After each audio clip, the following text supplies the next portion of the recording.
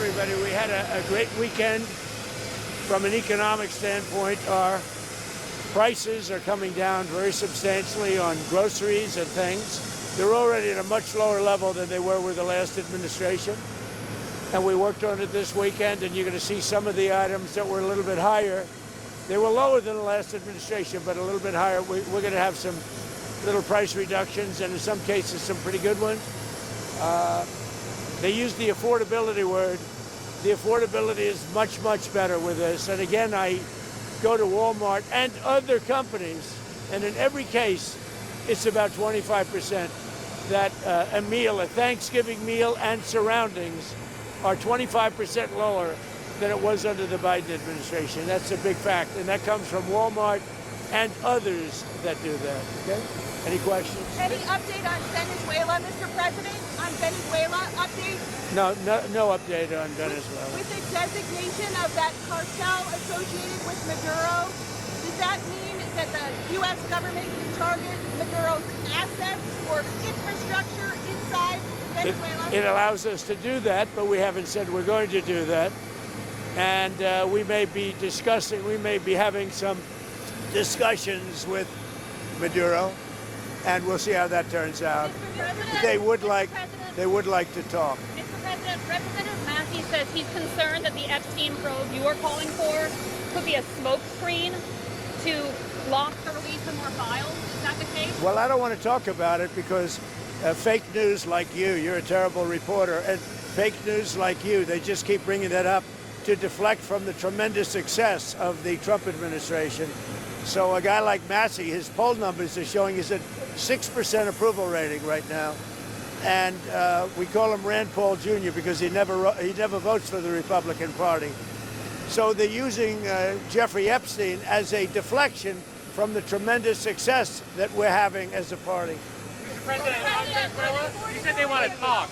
You said Venezuela wants to talk. What does that mean? Venezuela would like to talk. What does it mean? You tell me. I don't know. You want to talk to them? I talk to anybody. I talk to you, right? I talk to anybody. We'll see what happens. Her life could be at danger because of the rhetoric. Her life is in danger? Who's that? Marjorie Taylor Greene, she says. Marjorie Taylor Greene. I don't think her life is in danger. Frankly, I don't think anybody cares about her. Okay, what about you? Are you negotiating with lawmakers on health care ahead of a vote next month? We're negotiating with lawmakers, and I've had personal talks with some Democrats. I can't tell you who they are. I just don't want to do that. It's not fair to them. About paying large amounts of dollars back to the people. You know, this was my idea. It came up during that. You know, oftentimes under times of stress, like the shutdown, you come up with great ideas that you wouldn't have thought of before. The insurance companies are making a fortune. Their stock is up over 1,000% over a short period of time. They are taking in hundreds of billions of dollars, and they're not really putting it back, certainly not like they should. So when I see this, and when I've seen this over the last pretty short period of time, I said, why do we just pay this money directly to the people of our country and let them buy their own health insurance? And you know, I made that statement, and I made it a little bit cavalierly, but it sounded good. And everybody has picked it up, including Democrats. And I am talking to some Democrats right now about doing that. People love it.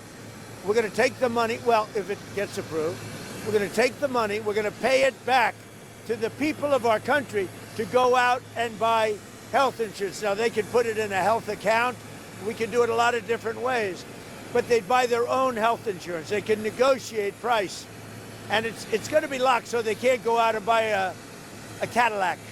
They can go out and buy health insurance. Mr. President, is it time for Congress to move legislation that puts pressure on Russia and puts pressure on Putin? Well, I hear they're doing that, and that's okay with me. They're passing legislation, or the Republicans are putting in legislation that very tough. It's sanctioning, et cetera, on any country doing business with Russia. They may add Iran to that, as you know. I suggested it. So any country that does business with Russia will be very severely sanctioned. We may add Iran to the formula, yeah. Mr. President, Tucker Carlson recently had a friendly interview with anti-Semite Nick Fuentes. Tucker Carlson. What role do you think Tucker Carlson should play in the Republican Party and the conservative movement going forward? Well, I found him to be good. I mean, he said good things about me over the years. I think he's good. We've had some good interviews. I did an interview with him. We had 300 million hits. You know that. Look, I can't tell him. Will you let me finish my statement? You are the worst. You're with Bloomberg, right? You are the worst. I don't know why they even have you.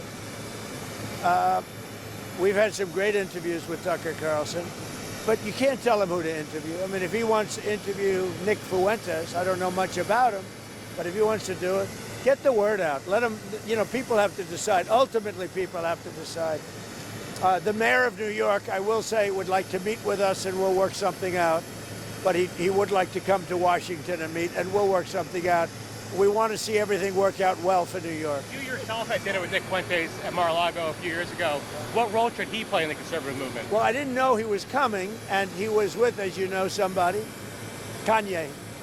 And Kanye asked if he could have dinner, and he brought Nick. I didn't know Nick at the time.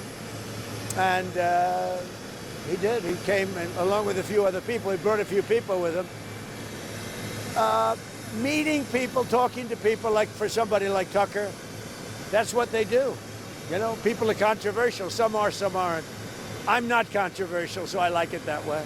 Okay. On Venezuela, are you discussing options with Congress? Are you going to Congress to discuss potential options you're considering? We like to keep Congress involved. I mean, we're stopping drug dealers and drugs from coming into our country. And I actually told Marco and some of the people, our Secretary of State is doing a great job, by the way. I said, go to Congress and let them know we're not letting drugs come through Mexico. We're not letting them come through Venezuela. And let Congress know about it. We don't have to get their approval, but I think letting them know is good. The only thing I don't want them to do is leak information that's very important and confidential and may put our military at risk, or whoever is doing, CIA, military, etc. But I did say, I said, go and see Congress, see the representatives that we're supposed to be seeing, and be open about it. If they say, we don't want you to stop drugs from coming into the country, I don't think that would be good, yes. Are any other countries committed to helping the U.S. with Venezuela, or is all our action still? Yeah, we have great support because it's all about drugs. Well, in Venezuela's case, it's about drugs, and it's also about thousands, hundreds of thousands of people that they've released into our country. And some are gang members from Tren de Aragua. Some are many are drug dealers. Some are murderers. So in the case of Venezuela, it's the prison population. Their almost entire prison population was released into the United States. You know what that means? Their prison population was released into the United States, and we're getting it out. We're doing an amazing job. We have a strong border now. We have everything. Our country's doing so well. But what the Biden administration did to our country should never be forgotten. And the single worst thing they did is allow 20 or 25 million people to pour into our country. People from prisons, drug dealers, mental institutions, bad people, gang members, to allow that to happen to the United States, totally unchecked and unvetted, should never be forgotten. What they've done to our country is a very big thing, but we are correcting it. We have strong borders now. We have a great economy. The prices are coming down. The Democrats like to use the word affordability, but their affordability was terrible. The problem with the Democrats, they lie. They do it so well. They talk about affordability. But I'm the one that's getting the prices down. As an example, they had the highest inflation in the history of our country. I have it down now to a normal level, and it's going down further. Thank you very much, everybody.